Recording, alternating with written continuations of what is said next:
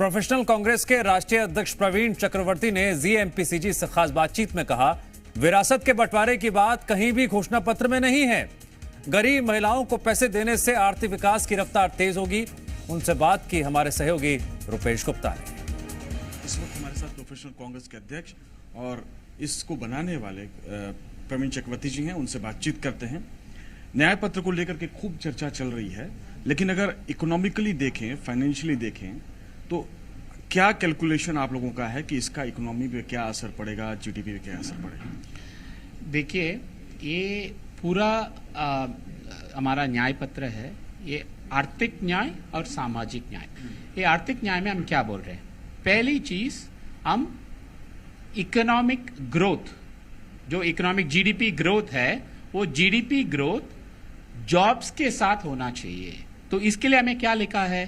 हम right to apprenticeship, पहली नौकरी पक्की स्कीम। हम ये भी बोला है कि माइनिंग, जो स्ट्रेटेजिक मिनरल्स है माइनिंग की, वो हम डबल करेंगे जीडीपी। हम ये भी बोला है कि प्रोडक्शन लिंक्ड इंसेंटिव से हम एम्प्लॉयमेंट लिंक्ड इंसेंटिव स्कीम लेके आएंगे।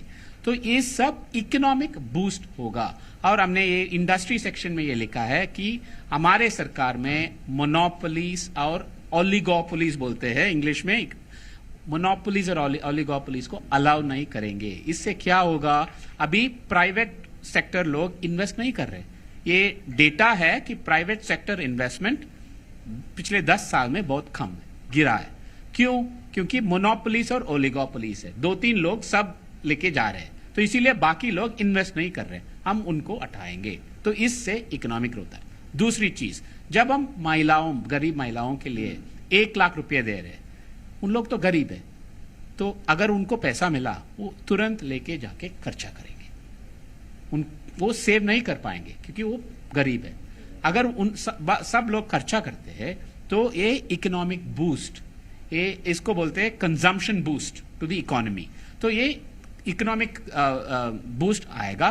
तो अगर वो खर्चा करेंगे तो डिमांड बढ़ेगा। अगर डिमांड बढ़ता है तो लोग और प्रोड्यूस करेंगे, प्रोड्यूस करने के लिए और इन्वेस्ट करेंगे, और नया फैक्ट्रीज डालेंगे, नया फैक्ट्रीज में नौकरी मिलेगा। तो ये एक साइकिल है।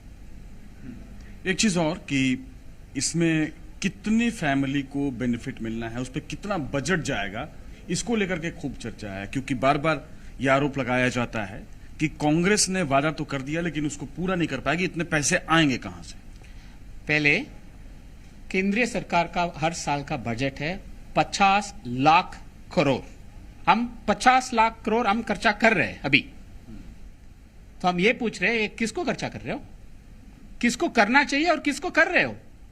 वही तो हम, तो जब हम गरीब लोगों के लिए, महिलाओं को 1 लाख रुपए बता रहे हैं, तो जो भी गरीब है, वो डेटा से आएगा, जितने लोग भी गरीब है उनके लिए 1 लाख रुपए।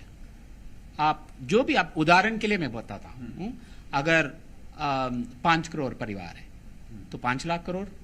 50 लाख करोड़ जब खर्चा कर रहे हो, गरीब लोगों के लिए 5 लाख करोड़ नहीं खर्चा कर पाएंगे? ये क्या बात है? अच्छा, एक चीज की इसको लेकर के प्रधानमंत्री नरेंद्र मोदी और भारतीय जनता पार्टी बहुत एलिगेशन लगा रही है, और कांग्रेस पार्टी पर लगातार हमलावर है कि इसमें जो विरासत से पैसा आएगा उसको बंटवारे करने की। देखिए, आप बार बार जो नहीं है मैनिफेस्टो में, वो उसके बारे में चर्चा क्यों हो रहा है ना, मुझे नहीं पता। मैं साफ बताना चाहता हूं कि इनहेरिटेंस टैक्स, जो विरासत आपने, जो मेरा हिंदी इतना अच्छा नहीं है, तो इनहेरिटेंस टैक्स बिल्कुल नहीं है मैनिफेस्टो में। और ये मेरा ओपिनियन है कि वो इनहेरिटेंस टैक्स हमारे देश के लिए अच्छा भी नहीं है इस टाइम पे।